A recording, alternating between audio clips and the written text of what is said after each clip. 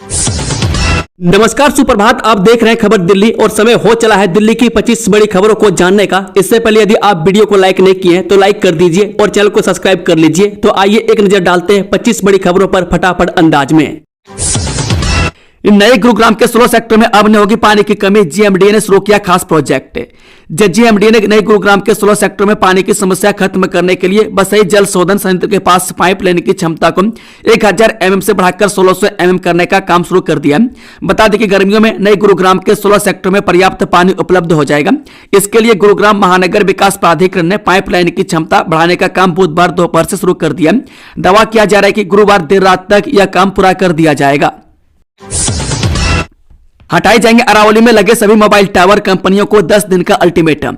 One विभाग ने अरावली क्षेत्र में लगे मोबाइल टावरों के खिलाफ सख्त कार्रवाई शुरू करते हुए पंजाब भूमि संरक्षण अधिनियम का हवाला देते हुए टेलीकॉम कंपनियों को 12 नोटिस जारी किए हैं। बता दें कि वन विभाग ने अब अरावली में लगे मोबाइल टावरों के खिलाफ सख्ती अपनाना शुरू कर दिया। इसके तहत वन विभाग ने पंजाब भूमि संरक्षण अधिनियम का हवाला देते हुए मोबाइल टावर लगाने वाली टेलीकॉम कंपनियों को बुधवार को 12 नोटिस जारी किए और 10 दिनों में मोबाइल टावरों को हटाने के आदेश दिए हैं।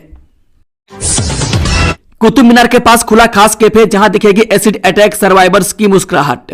दिल्ली के महरौली में क्षेत्र का चौथा सेरोज कैफे खुला है, जिसे 15 एसिड अटैक और गंभीर जलने की शिकार हुई बहादुर महिलाएं चला रही हैं। अब ये महिलाएं अपनी दृढ़ता और हॉस्पिटलिटी ट्रेनिंग के दम पर ग्राहकों का स्वागत कर रही है।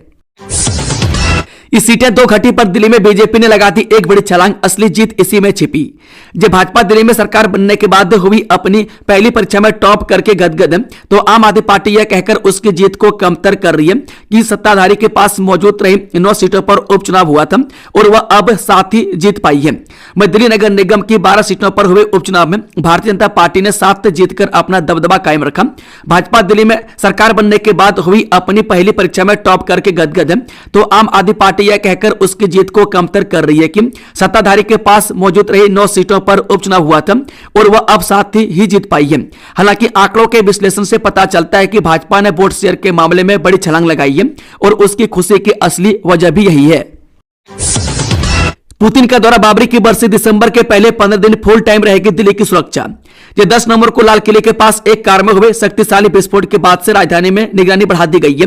एजेंसियों और दिल्ली पुलिस से किसी भी छूटे हुए तार को खोजने की कोशिश कर रही है, जो ऐसी ही किसी अन्य त्रासदी को जन्म दे सकता है। बता दें कि 16 दिसंबर को बाबरी विध्वंस की बरसी और 13 दिसंबर को संसद हमले की बरसी से पहले दिल्ली पुलिस और कई जांच एजेंसियां हाई अलर्ट पर हैं। रूसी राष्ट्रपति व्लादिमीर पुतिन के दौरे के मद्देनजर 4 और 5 दिसंबर के लिए भी अलर्ट का स्तर बढ़ा दिया गया। रूसी प्रतिनिधिमंडल की हवाई और सिग्नल स्तर की निगरानी के लिए एंटी ड्रोन सिस्टम लगाए गए और विशेष टीमें तैनात की गई है। लाल किले में होगी यूनेस्को की कॉन्फ्रेंस से चमकेगा चांदनी चौक, सीएम ने जारी किया निर्देश।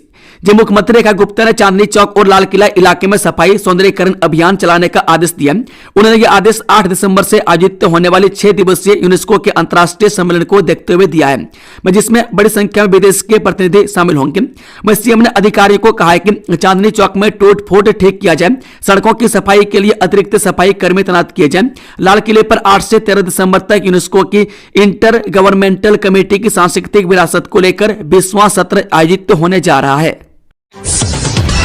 स्कूल के सुरक्षा गेट मसले पर एमसीडी पुलिस करे विचार, हाईकोर्ट ने जारी किए निर्देश। दिल्ली हाईकोर्ट ने एमसीडी और ट्रैफिक पुलिस को रोहिणी स्थित एक स्कूल की चिंताओं पर विचार करने का निर्देश दिया, जिसने एक कॉमन लेन में तमाम तरह की गैरकानूनी गतिविधियों का दावा किया और इस वजह से वहां लगे अपने गेट को हटाने से एमसीडी को रोकने का कोर्ट से अनुरोध किया था।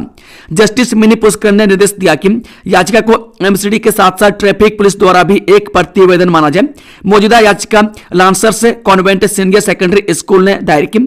याचिकाकर्ता के वकील आरपी लुथरा ने कोर्ट को बताया कि स्कूल एक cooperative group housing society new town के साथ एक कॉमन पब्लिक लेन शेयर करता है। दिल्ली में मॉल और मेट्रो स्टेशनों में खुलेंगी प्रीमियम शराब की दुकानें, नई शराब नीति का मसौदा तैयार। जी राजधानी में अगले साल से शराब खरीदने का अनुभव बदलने वाला है। सरकार द्वारा मंत्री प्रवेश वर्मा की अध्यक्षता में गठित समिति ने नई शराब नीति को लेकर अपना मसौदा मुख्यमंत्री कार्यालय को मंजूरी के लिए भेज दिया है। मसौदे के मुताबिक दिल्ली में शराब की दुकानें हाइब्रिड मोड में नहीं चलेगी। बता दें कि दिल्ली के प्राइवेट प्लेयर्स को शराब की रिटेल दुकानों का लाइसेंस नहीं दिया जाएगा। सरकार की मौजूदा 4 एजेंसियां ही शराब बेचेगी। आधिकारिक सूत्रों की माने तो शराब खरीदने की उम्र में भी कई बदलाव नहीं किया गया, मगर शराब की दुकानों को आधुनिक बनाने पर जोर दिया गया है। ये दिल्ली पुलिस में चलेगी तबादला एक्सप्रेस, जल्द बदले जाएंगे डीसीपी, एससीपी और एसएचओ, लिस्ट तैयार। जिलों की कप्तानी का ख्वाब देख रहे कई आईपीएस अफसरों को ट्रांसफर पोस्टिंग की लिस्ट का इंतजार है। मैं कुछ 2014 बैच के अफसर डिस्ट्रिक्ट की कमांड संभाल रहे हैं, वहीं जबकि कई अफसर अब तक खुद को हाशिए पर रखे जाने से निराश हैं। सूत्रों का कहना है कि कुछ जिलों के डीसीपी होने के बावजूद वो दूसरी बार बेहतर डिस्ट्रिक्ट हासिल करने में सफल रहे। इससे जिलों में लगने की वाट जो रहे अफसरों में असंतोष भी है। जिलों के लिए डीसीपी, अब सब डिवीजन के लिए एसीपी और थानों के लिए एसएचओ की लिस्ट तैयार है, जिसे कभी भी जारी किया जा सकता है। लालू परिवार को दिल्ली कोर्ट से राहत, लैंड फॉर जॉब केस में आरोप तय करने का आदेश टाला। दिल्ली की राउज एवेन्यू कोर्ट ने लैंड फॉर जॉब मामले में लालू प्रसाद यादव और उनके परिवार को राहत दी है। अदालत ने आरोपियों के खिलाफ आरोप तय करने का आदेश टाल दिया और सीबीआई से उनकी स्थिति की पुष्टि करने को कहा है, क्योंकि कुछ आरोपियों की मौत हो चुकी है। मामले की अगली सुनवाई 8 दिसंबर को होगी। अदालत ने मामले में शामिल सभी आरोपितों की वर्तमान स्थिति की पुष्टि करने के लिए सीबीआई से स्टेटस रिपोर्ट मांगी है, क्योंकि कार्रवाई के दौरान कुछ आरोपितों की मृत्यु हो चुकी है। अदालत ने बताया कि सीबीआई ने इस मामले में कुल 103 लोगों को आरोपित बनाया था, लेकिन इनमें से 4 आरोपियों का कार्रवाई के दौरान निधन हो गया है। दिल्ली की डेयरी संचालक हत्याकांड में बड़ा खुलासा, खतरनाक साजिश के बाद 3 शार्पशूटरों ने चलाई थी गोलियां। दक्षिणी दिल्ली में डेयरी संचालक रतन लोहिया की हत्या के मामले में पुलिस को बड़ी सफलता मिली है। हत्या में शामिल कुछ आरोपियों की पहचान हो चुकी है। गोली मारने वाले मुख्य आरोपी यूपी के शार्पशूटर बताए जा रहे हैं। वारदात में शामिल एक कार बरामद हुई है और अन्य आरोपियों की तलाश जारी है। पुलिस को ननिहाल पक्ष के बदले की कसम का भी पता चला है। दिल्ली में पानी का संकट, यमुना पार में जल बोर्ड की गलती से लाइन टूटी, लाखों लोगों की टेंशन बढ़ी। पूर्वी दिल्ली में यमुना बिहार मेट्रो स्टेशन के पास जल बोर्ड की लापरवाही से पानी की पाइपलाइन टूटने से लाखों लोग प्रभावित थे। जल बोर्ड नई पाइपलाइन डाल रहा था, लेकिन पुरानी लाइनों की जानकारी न होने से यह हुआ। यमुना बिहार बाबरपुर जैसे इलाकों में पानी की किल्लत है, लोग महंगे दामों पर पानी खरीदने को मजबूर है। मरम्मत कार्य जारी है। दिल्ली एनसीआर में छाई जहरीली स्मॉग की चादर, फरीदाबाद की हवा सबसे बेहतर, आपके इलाके का क्या है हाल? दिल्ली और एनसीआर में स्मॉग की परत से वायु गुणवत्ता बहुत खराब श्रेणी में सीबी के अनुसार दिल्ली का औसत वायु गुणवत्ता सूचकांक 300 दर्ज किया गया। कई इलाकों में AQI खतरनाक श्रेणी में फरीदाबाद के सेक्टर 30 में AQI 198 दर्ज किया गया, जो अन्य क्षेत्रों से बेहतर है। यूनेस्को सम्मेलन से पहले चांदनी चौक, लाल किला पर सफाई और सौंदर्यीकरण तेज, 180 देशों के प्रतिनिधि होंगे शामिल। दिल्ली में यूनेस्को सम्मेलन से पहले चांदनी चौक और लाल किला क्षेत्र में सफाई और सौंदर्यीकरण का कार्य तेजी से चल रहा है। इस सम्मेलन में 180 देशों के प्रतिनिधियों के भाग लेने की उम्मीद है।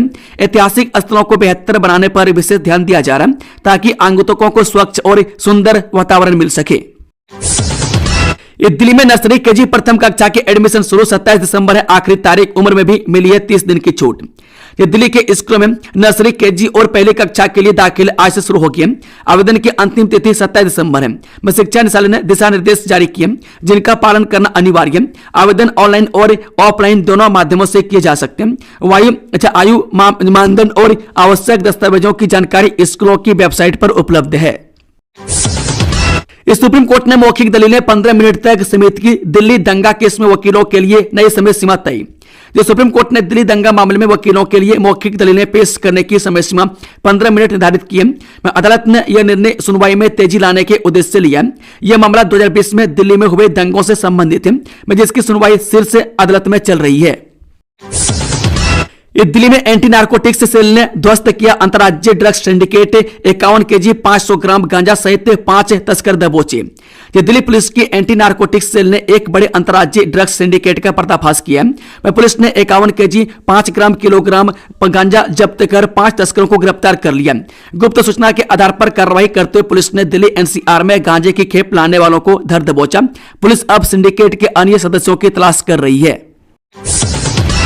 अवैध होर्डिंग केस में केजरीवाल के खिलाफ शिकायत पर सुनवाई टली। अब 11 दिसंबर को होगी अगली कार्यवाही। दिल्ली के मुख्यमंत्री अरविंद केजरीवाल के खिलाफ अवैध होर्डिंग मामले में दर्ज शिकायत पर होने वाली सुनवाई अब 11 दिसंबर तक के लिए टल गई है। अदालत ने कुछ कारणों से सुनवाई स्थगित कर दी है। अब देखना यह है कि मुख्यमंत्री केजरीवाल इस मामले पर क्या प्रतिक्रिया देते हैं। अगली सुनवाई में अदालत आगे की कार्रवाई पर विचार करेगी। दिल्ली में सरदार पटेल की प्रतिमा स्थापना से पहले चबूतरा ढहा। पार्षद ने जल्द ठीक कराने का दिया आश्वासन। दिल्ली में सरदार पटेल की प्रतिमा स्थापना से पहले चबूतरा ढह गया। स्थानीय पार्षद ने तुरंत मौके पर पहुंचकर चबूतरे की मरम्मत का आश्वासन दिया ताकि प्रतिमा स्थापना का कार्य समय पर पूरा हो सके। वह पार्षद ने घटना की जांच करने और भविष्य में ऐसी घटनाओं को रोकने का भी आश्वासन दिया है। लगभग 2 एकड़ का यह पार्क भी सरदार पटेल के नाम पर ही है। वह चबूतरा तैयार कर उस पर लाल पत्थर लगाए जाने। अगले सप्ताह में सरदार पटेल की प्रतिमा स्थापित की जानी है जो ललित कला कुटीर में तैयार हो रही है। इसका पूरा बजट 10 लाख रुपये है। दिल्ली में वायु प्रदूषण के खिलाफ जंतर मंतर पर जोरदार प्रदर्शन। युवाओं ने सरकार की नीतियों पर उठाए सवाल। दिल्ली एयर पोल्यूशन के खिलाफ जंतर मंतर पर युवाओं ने प्रदर्शन किया। उन्होंने सरकार की नीतियों पर सवाल उठाए और तत्काल कार्रवाई की मांग की। प्रदर्शनकारियों ने कहा कि प्रदूषण के कारण दिल्ली में सांस लेना मुश्किल हो गया। युवाओं ने सरकार से ठोस कदम उठाने की अपील की ताकि लोगों को स्वच्छ हवा मिल सके। यह प्रदर्शन वायु प्रदूषण के गंभीर खतरे को दर्शाता है। जेपी इंफ्राटेक के पूर्व एमडी मनोज गौड़ की न्यायिक हिरासत 14 दिन और बढ़ी। कोर्ट ने ईडी की दलीलें मानी। जेपी इंफ्राटेक के पूर्व एमडी मनोज गौड़ की मनी लॉन्ड्रिंग केस में न्यायिक हिरासत 14 दिन और बढ़ गई है। अदालत ने प्रवर्तन निदेशालय यानी कि ईडी की दलीलों को मानते हुए यह फैसला सुनाया। ईडी इस मामले में आगे की जांच कर रही है और अदालत का यह निर्णय जांच प्रक्रिया को सुगम बनाने में सहायक होगा।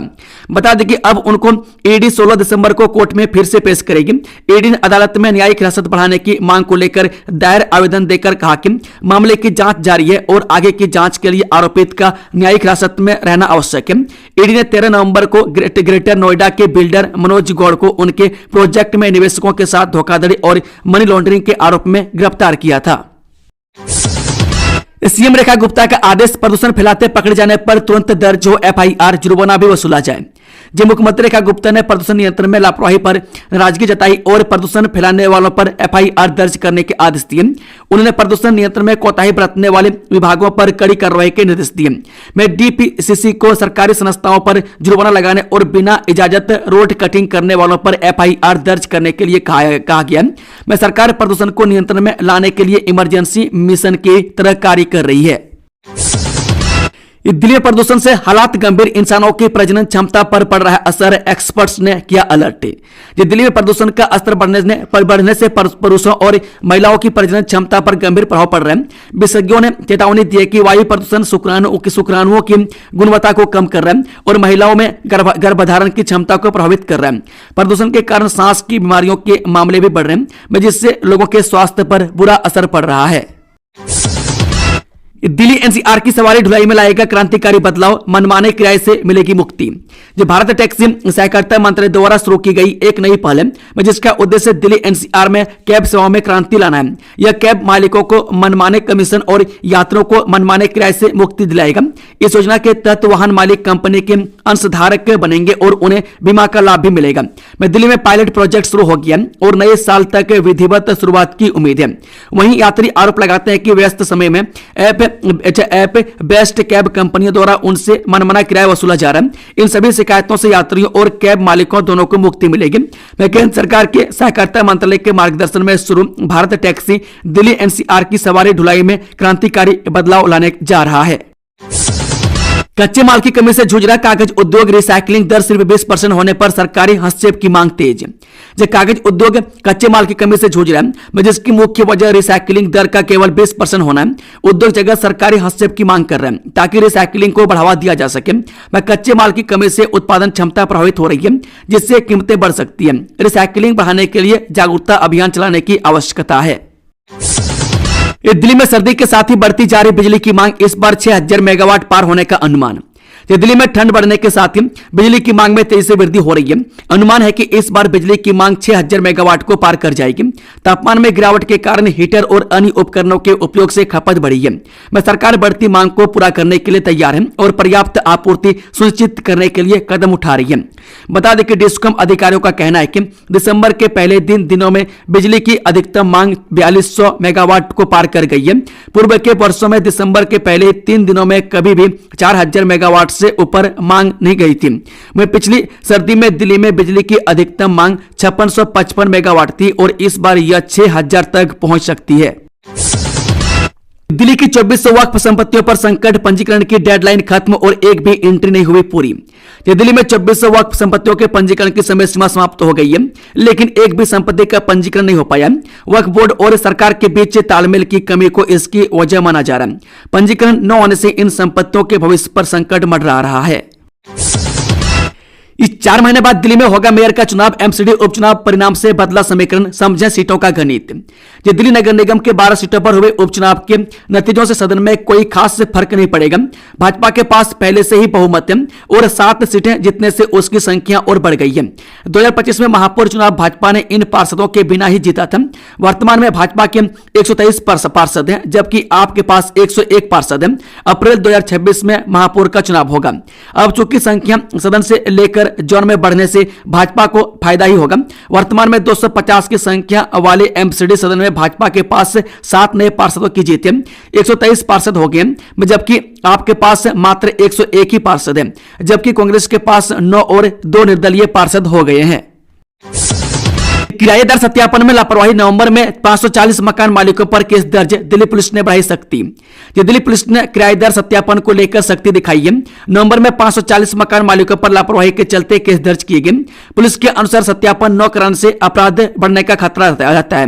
किराएदारों का सत्यापन अनिवार्य है और ऐसा न करने पर कानूनी कार्रवाई हो सकती है। पुलिस जागरूकता अभियान चला रही है ताकि मकान मालिक सत्यापन प्रक्रिया का पालन करें। हमास से सीखना चाह रहे थे ड्रोन से अटैक करने की तकनीक, एनआईए की जांच में बड़ा खुलासा। दिल्ली के लाल किले पर हमले की साजिश रच रहे फरीदाबाद टेरर मॉड्यूल के सदस्य हमास से संपर्क करने की कोशिश कर रहे थे। वे भारत में भी हमास जैसे हमले को दोहराना चाहते थे और इसके लिए हमास के विशेषज्ञों से हथियार बनाने में मदद चाहते थे। मॉड्यूल के सदस्य ड्रोन से हमले की ट्रेनिंग ले रहे थे और इसके लिए आईएसआई से भी मदद लेने की योजना थी, लेकिन सुरक्षा एजेंसियों ने समय रहते मॉड्यूल का भंडाफोड़ कर दिया। 7 अक्टूबर 2023 को फिलिस्तीन आतंकी संगठन हमास ने इजराइल पर अचानक हमला किया था। इस हमले में 1195 इजरायली और विदेशी नागरिक मारे गए थे तथा 251 लोगों को बंधक बना लिया गया था। इंटेलिजेंस ब्यूरो के एक अधिकारी ने कहा कि हमास का यह हमला कई कट्टरपंथियों के लिए प्रेरणा बन गया था। फरीदाबाद मॉड्यूल के सदस्यों की कई बातचीत में भारत में भी ऐसा ही हमला करने की चर्चा हुई थी। दोस्तों, खबरों का सिलसिला समाप्त होता है। अगर जानकारी पसंद आई तो वीडियो को लाइक, शेयर, चैनल को सब्सक्राइब जरूर कर लें। Thank you, all the best, जय हिंद, जय भारत।